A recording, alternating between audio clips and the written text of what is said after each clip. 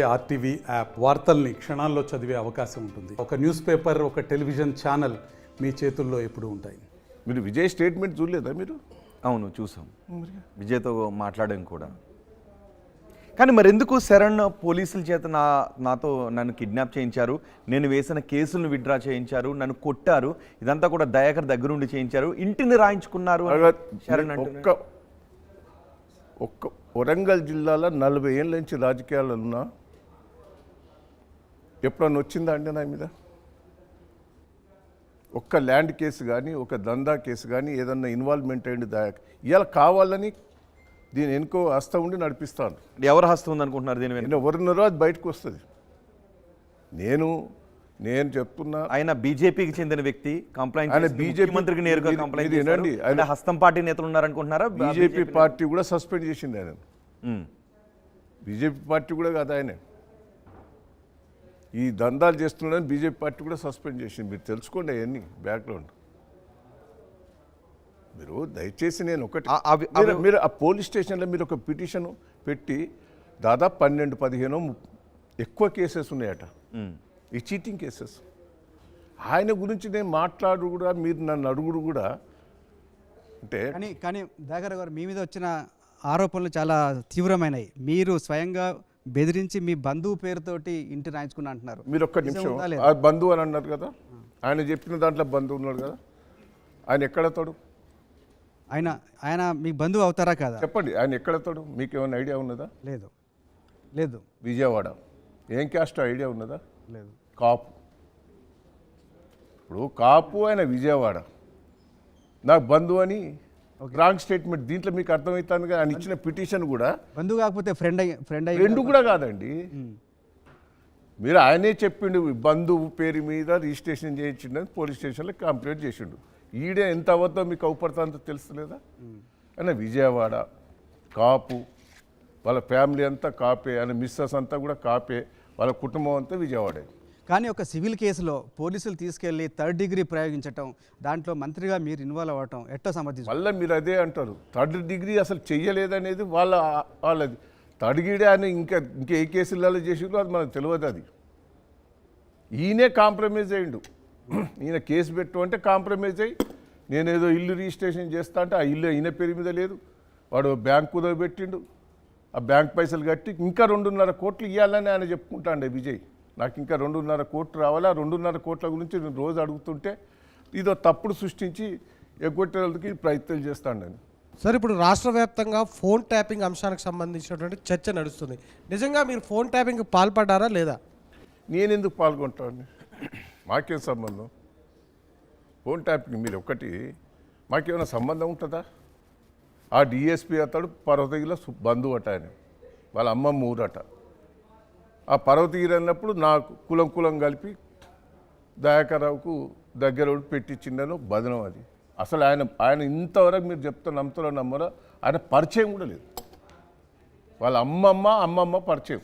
కానీ అందరూ మీ జిల్లాకు చెందిన ఆఫీసర్స్ అందులో ఉన్నారని చెప్తున్నారు. ఎవరున్నారు? పోలీస్ అధికారులు, అందులో ఇన్వాల్వ్ అయిన అధికారులు అందరూ మీ జిల్లాకు ఉండొచ్చు, జిల్లాల అధికారులు ఉండొచ్చు, నేను కాదంటలేదు. ఒకే సామాజిక వర్గానికి చెందిన ఉండొచ్చు, తప్పేంది? అప్పుడు అయ్యర్ ఆఫీసర్స్ ఎవరు? అయ్యర్ ఆఫీసర్ ఎవరు? డీజీపీ ఎవరు? ఇంకా అందరూ బీహార్కి చెందిన వాళ్ళు అందరు ఉన్నారు కదా. కానీ దయాకర్ గారు, ఈ రాధాకృష్ణరావు పేరు కూడా ఈ ఫోన్ ట్యాపింగ్ లో వినిపిస్తోంది. ఇదే రాధాకృష్ణరావు, డీసీపీ రాధాకృష్ణరావుతో శరణ్ చౌదరిని మీరు ఇన్ఫ్లుయెన్స్ చేశారు. శరణ్ చౌదరిని పోలీస్ స్టేషన్ లో నేను రాధాకృష్ణరావు గారికి చెప్పలేదు. సివి ఆనంద్ చాలా మంచి పోలీస్ ఆఫీసర్, మా వరంగల్ పనిచేసిండు. వారికి చెప్పాను, వారు ఎవరన్నా ఆఫీసర్లకు చెప్తే చెప్పొచ్చు. కానీ మీకు ఇది 100 సార్లు చెప్పినా టార్చర్ చేసిండ్రు. ఎందుకన్నా అంటే మీరు ఒక మంత్రిగా పనిచేశారు, ఒక సుదీర్ఘ రాజకీయ అనుభవం ఉన్నటువంటి నేతపై మీపై అన్ని ఆరోపణలు చేశారు. పైగా ఏదో చిన్న పోలీస్ కంప్లైంట్ చేయడం కాదు. ఏ ఆరోపణలు చేశారు అంటే, మీరు మీ బంధువుకి ఓకే మీరు ఫ్రెండ్ అని అంటున్నారు. ఆయన చెప్పిందని, ఆయన చేసిన ఆరోపణలు చెప్తున్నాను. మీ బంధువుకో ఫ్రెండ్కో ఆస్తిని అక్రమంగా రాయించి పెట్టారు, తనని కిడ్నాప్ చేసి. ఒక నిమిషం అండి, మీరే ఎవరన్నా ప్లాట్ ఇస్తానంటారు, పైసలు కడతారు. ప్లాట్ ఇయ్యారంటే ఏం చేస్తారు మీరు? ఏం చేస్తారు చెప్పండి? కోర్టుకి వెళ్తాం. పోలీస్ స్టేషన్లో పెట్టరా? చీటింగ్ కేసు అయితే పోలీస్ స్టేషన్. పెట్టాలి కదా. మరి చీటింగ్ కేసు ఆయన బుక్ చేయమని పోయిండు ఆయన. అంటే శరణ్ చౌదరి మీరు అంటున్నట్టుగా చీటింగ్లకు పాల్పడి హ్యాబిచువల్ అఫెండర్ అయినప్పుడు ముఖ్యమంత్రి వరకు వెళ్ళాడంటే మీ పైన ఏదైనా కుట్ర జరుగుతుందా? అదే మీరు అర్థం చేసుకోండి. దాని మీద ఆయన చీటర్ అని మీ కేసెసే చూపెడతా అంటే దాదాపు 20 కేసెస్ ఉన్నాయి చీటింగ్ కేసులు. ఆయన చీటర్. అలా పైసలు ఇప్పుడు మీరు ఇల్లు కొనుక్కోవాలి, జాగ్ కొనుక్కోవాలి అనుకుంటారు. ఎన్ఆర్ఐ వాళ్ళకి తెలియదు. వాళ్ళు బోకస్ కాయిదాలు సృష్టించి ల్యాండ్ ఉన్నది 300 ఎకరాలు 250 ఎకరాలు ఎన్ఆర్ఐ దగ్గర డబ్బులు వసూలు చేసిండు. అరే వాళ్ళు డబ్బులు ఇవ్వని తిరుగుతాండ్రు. దానికి ఆయన పోలీస్ స్టేషన్ వాళ్ళు పిలిచి డబ్బులు ఇప్పిస్తే నేను అంటున్నది అది కాదు. మీరంటున్నటువంటి చీటర్ ఒక రాష్ట్ర ముఖ్యమంత్రికి ఒక పోలీసు బాస్కి కంప్లైంట్ చేశాడు అంటే ఎంత ధైర్యంతో కంప్లైంట్ చేసి ఉండాలి, ఏ నమ్మకంతో కంప్లైంట్ చేసి, ఏ బలంతో కంప్లైంట్ చేసి. బ్యాక్గ్రౌండ్ మీరు అన్నట్టు బ్యాక్గ్రౌండ్ ఏమైనా ఉండొచ్చు, ఉండొచ్చు. లేకపోతే నేను ఒకటి చెప్తున్నా, ఇది ఛాలెంజ్ చేస్తున్నా.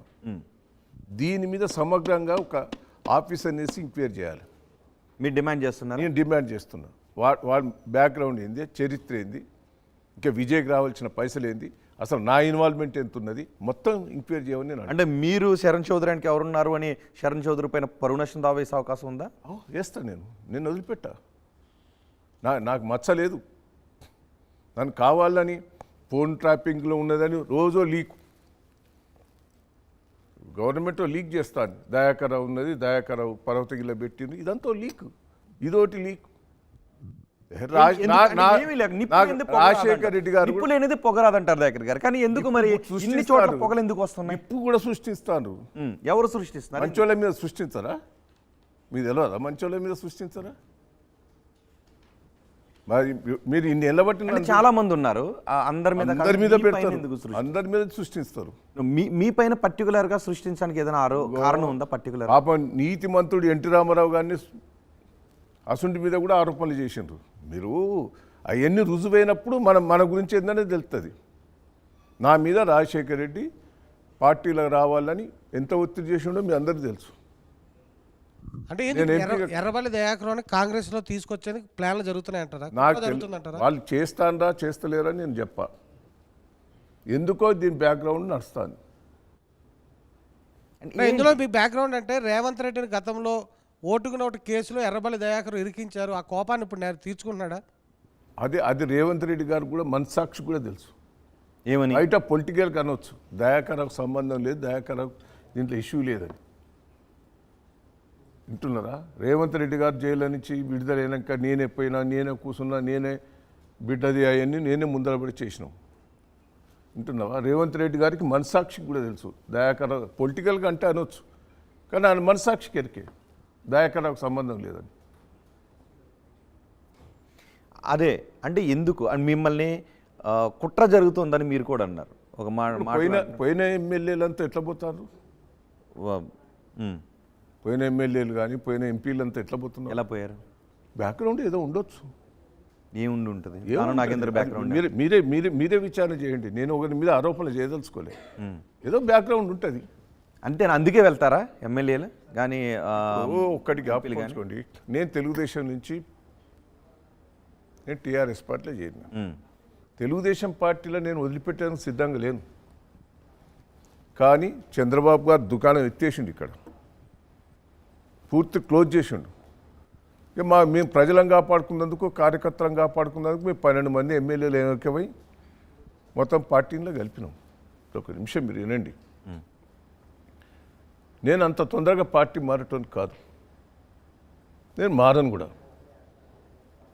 ఈ టీఆర్ఎస్ అడిగారా మిమ్మల్ని ఎవరైనా పార్టీలోకి రమ్మని? నన్ను ఎవరు డైరెక్ట్ అడగలేదు. రేపు చాలా వార్తలు వచ్చే దయాకర్ పార్టీ మారుతున్నారు, పార్టీ నన్ను ఎవరు అడగలే. నా ఫ్రెండ్స్ను వాళ్ళని వీళ్ళను అడుగుతున్నారు. ఏ పార్టీ వాళ్ళు అడుగుతున్నారు? అన్ని పార్టీలు. మరిన్ని వీడియోస్ కోసం ఛానల్ ని సబ్స్క్రైబ్ చేయండి, లేటెస్ట్ అప్డేట్స్ కోసం వాట్సాప్ ఛానల్ ని ఫాలో చేయండి, అండ్ లింక్ డిస్క్రిప్షన్ లో ఉంది.